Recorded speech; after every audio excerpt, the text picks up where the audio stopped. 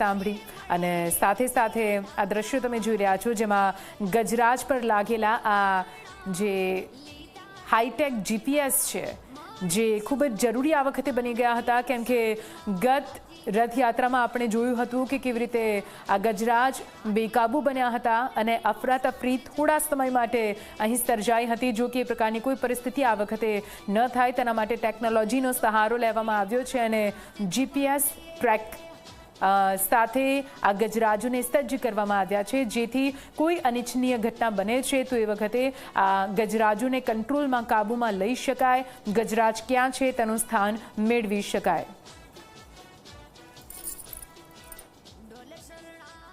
ભગવાન જગન્નાથજીની રથયાત્રામાં ગત વર્ષે એક ગજરાજ જે છે એ ગાંડો થયો હતો અને તેને લઈને જે ઘટના બની હતી, આ ઘટના ફરીવાર ન બને તેના માટે પોલીસ વિભાગે આ વખતે ગજરાજમાં એ ટેકનોલોજીનો ઉપયોગ કર્યો છે અને મારી પાછળ એ દ્રશ્યો જોઈ શકાય છે.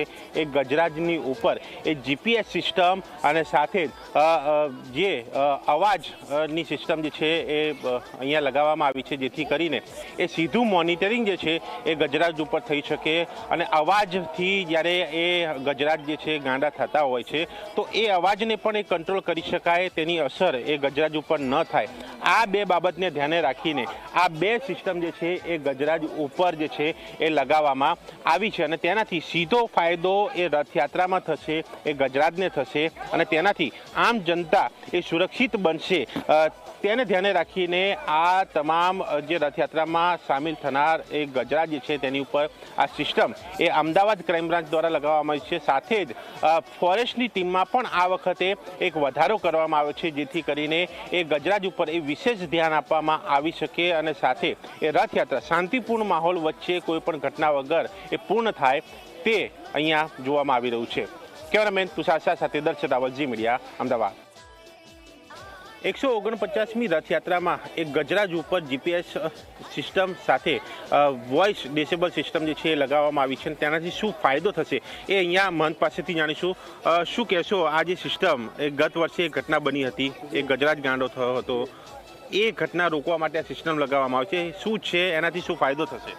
सरकार के तरफ से जो निर्णय लिया हुआ है उसके हिसाब से हमको आगे चलना है. फॉरेस्ट डिपार्टमेंट जो जिस तरह करता है उसी तरह हमारा जो 15 हाथी है कंप्लीट है, कोई कहीं दिक्कत है नहीं.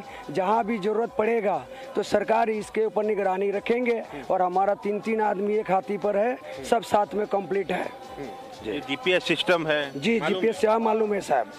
जी, कोई दूसरा आवाज वाला डिवाइस जो है जी, उससे क्या होगा? उससे जो क्या फायदा होगा, जो महावत है, मालिक है, जहाँ भी जरूरत पड़ेगी सरकार जो निर्णय लेगा उस टाइम पर उससे हमको बताएंगे, इस तरह से हम आगे बढ़ेंगे. જે સિસ્ટમ લગાવવામાં આવી છે એ સારી છે અને તેનાથી એ ફાયદો થશે તેવું આ મહંતનું કહેવું છે. 149મી રથયાત્રામાં આ તમામ રથયાત્રાઓ વચ્ચે પ્રથમ વખત આ રથયાત્રામાં ગજરાજ ઉપર એ જીપીએસ ટ્રેકર સિસ્ટમ અને વોઇસ ડિસેબલ સિસ્ટમ જે છે લગાવવામાં આવી છે. એક કંપનીના એ સોફ્ટવેર એન્જિનિયર મારી સાથે જોડાયા છે, તેમની પાસેથી સમજીશું એ સિસ્ટમ શું છે, કઈ રીતે કામ કરે છે. આપનું નામ? ખ્યાતિ ચૌહાણ. અચ્છા, આ જે સિસ્ટમ જે છે એ શું છે, કઈ કઈ સિસ્ટમ કઈ રીતે એ ઉપયોગમાં લેવાય છે, શું એનાથી બેનિફિટ? તો આ એક્ઝેક્ટલી હાથી ઉપર લાગવાનું છે, એની અંબાડી પર લગાવી દેવામાં આવ્યા છે. હા, તો એમાં સેન્સર્સ છે, જેમ કે સાઉન્ડ સેન્સર છે જે એના આજુબાજુ આવાજ થાય, એલિફન્ટને ઇરિટેટ ના કરે એના માટે છે. એ સીધું ડેશબોર્ડ પર એલર્ટ થ્રો કરશે અગર વધારે ડેસિબલથી વધારે આવાજ આવ્યો તો.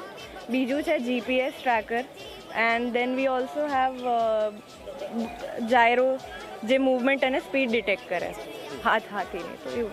અચ્છા, તો આમાં જે વોઇસ ડિસેબલની વાત કરી, કેટલા ડિસેબલથી ઉપર જાય તો એ ગજરાજને અસર કરતા હોય છે, એને કંટ્રોલ કરવાની 30 મિનિમમ હોય અને મેક્સ હોય 180. તો 180 ડેસિબલથી વધારે કોઈ બી સાંભળી નથી શકતું અને એનિમલ્સ તો બહુ જ ઇરિટેટ થઈ જાય, તો એનું થ્રેશોલ્ડ આ રાખવામાં આવ્યું છે. જીપીએસનું અને બીજું કઈ રીતે મોનિટરિંગ એમાં?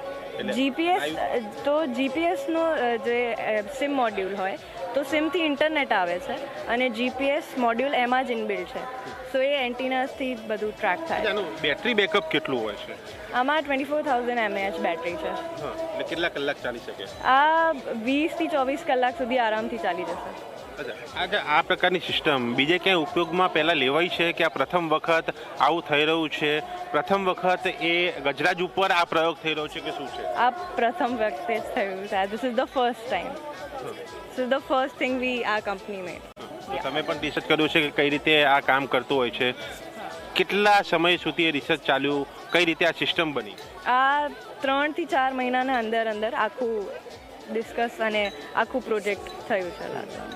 એકમાં કેટલું કોસ્ટિંગ આવતું હોય છે અંદાજે? કદાચ આપ કહી શકો. ના, this is not a cost base વસ્તુ. ધીસ ઇઝ સેવા વસ્તુ. એવું છે. એટલે સેવા માટે છે. યસ. એટલે આ સેવા માટે છે અને એ અહીંયા જોઈ શકાય છે આ ઇક્વિપમેન્ટ, એ મશીન, એ અહીંયા આ વોઇસ ડિસેબલની એ વાત જે છે તેનાથી ઉપર જાય તો એ તરત જાણ થઈ જાય છે. સાથે એ જીપીએસ ટ્રેકર સિસ્ટમ એ પણ આમાં છે. બેટરી બેકઅપ સાથેની આ સિસ્ટમ બનાવવામાં આવી છે અને તે ગજરાજ ઉપર ફિટ કરી દેવામાં આવી છે અને સીધું મોનિટરિંગ એ ગજરાજનું થશે, જેથી કરીને એ અવાજની અસર તેમના ઉપર ન થાય, ગજરાજ ગાંડા ન થાય અને તેનાથી એ ભક્તોને નુકસાન ન થાય. કેમેરામેન તુષાર શાહ સાથે દર્શન રાવલ, ઝી મીડિયા, અમદાવાદ.